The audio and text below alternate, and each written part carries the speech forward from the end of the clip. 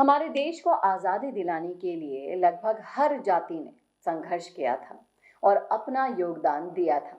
ऐसे ही एक जाति है पासी जाति। इसके उत्थान से लेकर इनके योगदान की पूरी कहानी मैं आपको बताने वाली हूँ इस वीडियो में, इसलिए जुड़े रहिए लास्ट तक मेरे साथ। नमस्कार, मैं हूँ चेतना शर्मा और आप देखना शुरू कर चुके हैं राजस्थान संवाद। तो पासी जाति अवध की एक शासक जाति रही है। पासी जाति के नाम से इतिहास के पन्नों में जो दर्ज है वो ये है कि 11वीं और 12वीं सदी में अवध में बड़े ही शक्तिशाली थे ये लोग। इनका जीवन संघर्षपूर्ण रहा, जिनके किले कस्बे आज भी खंडरों के रूप में देखे जाते हैं। पासी आबादी बाहुल्य क्षेत्र है, उनके अतीत के गौरव को भी दर्शाते हैं, जिनके साक्ष्य हमें मुस्लिम और ब्रिटिश अभिलेखों में मिल सकते हैं। और छठी ईस्वी के बाद देश कई छोटे छोटे राज्यों में बंट गया था और बहुत सारे नए प्रांतीय राजवंशों का उदय हुआ था, जिसके पश्चिम में राजपूत, गुर्जर, सोलंकी, चालुक्य, उसी तरह से उत्तर भारत के अवध प्रांत में राजपासी का उद्भव हुआ। और ये सभी वंश किसी न किसी प्राचीन भारत के शक्तिशाली वंशों से निकले थे, जिनके पराभव के बाद भी उनकी औलादों ने सही समय आने पर अपनी अपनी शक्तियों को पुनर्जीवित करके राजसत्ताएं हासिल की, जिसके लिए वो जाने जाते थे। और उसी वंश के बारे में पता लगाने की कोशिश की गई है, तो इस वीडियो में आपको सब कुछ देखने को मिलने वाला है। पासी भारत की नागवंश जाति है, जिन्होंने उत्तर भारत के अवध में शासन किया। और आज उसी पासी जाति के वंश नाग और भारशी वंश के बारे में मैं आपको बताने वाली हूँ। तो पुराने समय में पासी देश के राजा कहलाते थे। उनके राजा खीरी हरदोई, उन्नाव और रामकोट, जो बांगर मऊ में आता है, वो थे। इनके राजा उस समय बड़े ही शक्तिशाली थे। 12वीं शताब्दी की बात है, सदी की बात है, जिन्होंने कन्नौज के प्रांत अपनी निष्ठा खत्म करके उनको कर देने से साफ मना कर दिया था। इसके अलावा राजा सातन पासी 12वीं सदी में बहुत बड़े शक्तिशाली राजा बन गए थे। उन्होंने कन्नौज के राजा जयचंद से अपनी निष्ठा को खत्म कर दिया था और वही युद्ध का कारण भी बना। आपको बताऊं कि बांगर मऊ प्राचीन समय में नाग जाति का शासन रहा था वहां, और ये क्षेत्र आज भी पासी बाहुल्य है। 1852 में लंदन में छपे एक आर्टिकल की बात है, जिसमें जिक्र किया गया था कि क्षेत्र के पासी बड़े विद्रोही होते हैं, जो अंग्रेजों को लगातार परेशान करते आ रहे थे।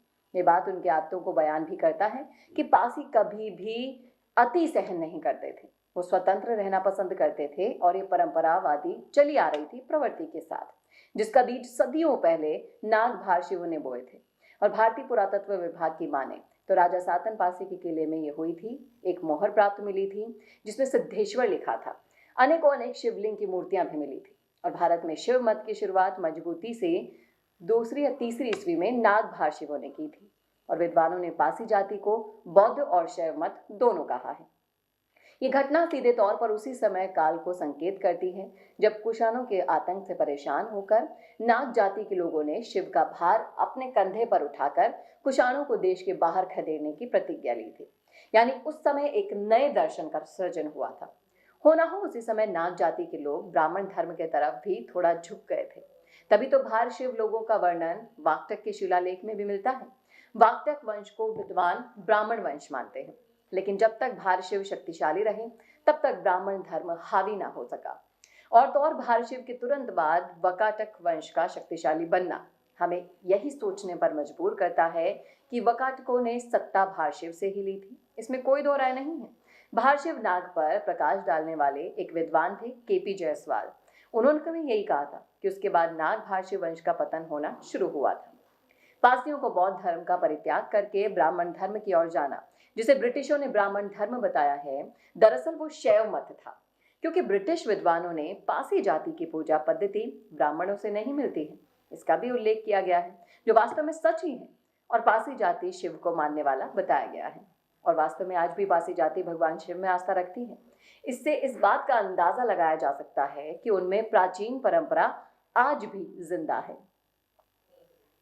इसके अलावा अवध गजेटियर में जिक्र किया गया है उस घटना का जो काल का बोध भी कराती है। इस बात को बड़ी मजबूती से आपको मैं कह सकती हूँ कि पासी प्राचीन समय के नाग भारशिव है।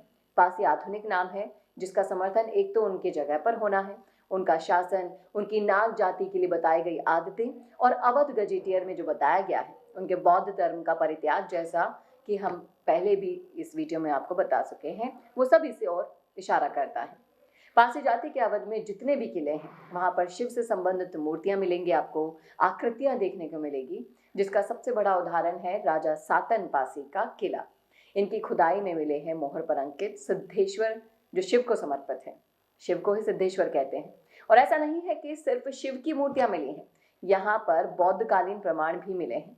जबकि बौद्ध धर्म भारशिव से पहले यहाँ पर था, तो बुद्ध की आकृतियां ज्यादा मिलनी चाहिए थी, लेकिन बुद्ध की अपेक्षा शिवलिंग की और मूर्तियां आदि की ज्यादा मात्रा में मिलना इस बात का सबूत है कि पासी जाति के पुरखों ने बौद्ध धर्म का परित्याग किया और शिव में अपनी आस्था जगाई थी। और यह आस्था कुषाणों के बौद्ध धर्म के 2 टुकड़े करने के बाद ही जागी थी। जब महायानी बौद्धों ने भारतीय पर अत्याचार शुरू किया था, तब हमारा बौद्ध धर्म भी विघटित हुआ। और यही कारण है कि इस समय भारतीय जनता इतनी व्याकुल हो गई कि उन भारतीयों को उन दुष्टों से मुक्ति दिलाने के लिए नाग जाति के लोगों में अदम्य साहस का परिचय देखने को मिला। शिवलिंग का भार अपने कंधे पर उठाया, प्रतिज्ञा की कि कुषाण लोगों को काबुल तक खदेड़ा जाएगा। फिर 10 अश्वमेध यज्ञ हुए, भारशिव कहलाए और भारशिव वंश की स्थापना हुई। भारशिव दरअसल नागों के लिए एक उपाधि थी और लंबे समय अंतराल के बाद भी उत्तर भारत में वो भारशिव शब्द विकृत रूप से भर गया और अवध में कई कौने भर नाम से प्राचीन जगहों पर आज भी हैं, जैसे भरावन, भरकनी, छोटा भरवारा, बड़ा भरवारा, भरवारी। इन सभी जगह पर 90% पासी जाति की ही आबादी है, जो उनके अतीत के गौरव को दर्शाती है। तो ये थी पासी जाति से जुड़ी हुई कुछ इतिहास की कहानियां, जो कि बिखरी हुई थी। मैं इनको समेटकर एक वीडियो के रूप में आपके लिए लेकर आई हूं। तो कैसा लगा आपको वीडियो, कमेंट करके जरूर बताइएगा कमेंट बॉक्स में। और ऐसे ही और वीडियोस के लिए देखना ना भूले राजस्थान संवाद। नमस्कार। अब आपको मिल सकती है लाइव चैनल में काम करते हुए पत्रकारिता की डिग्री। यूजीसी अप्रूव्ड यूनिवर्सिटी से मिलने वाली इस डिग्री के साथ आपको मिलेगा लाइव चैनल पर रिपोर्टिंग, एंकरिंग और प्रोडक्शन का काम करने का मौका।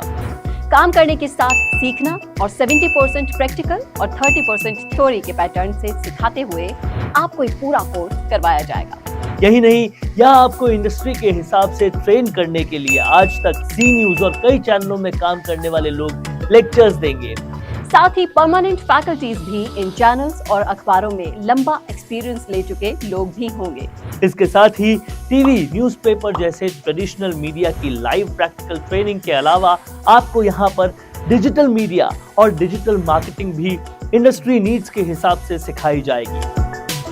तो केवल रटना लिखना नहीं, बल्कि इंडस्ट्री जैसा टैलेंट चाहती है, उसकी प्रैक्टिकल एजुकेशन के साथ कीजिए मास कम्युनिकेशन और जर्नलिस्ट या मल्टीमीडिया एंड एनिमेशन की BVOC डिग्री। और प्लेसमेंट असिस्टेंट से लेकर ट्रेडिशनल और डिजिटल मीडिया की सारी इंडस्ट्री ट्रेनिंग विद इंटर्नशिप आपको मिलेगी मिशिगा इंस्टीट्यूट ऑफ मीडिया स्टडीज में।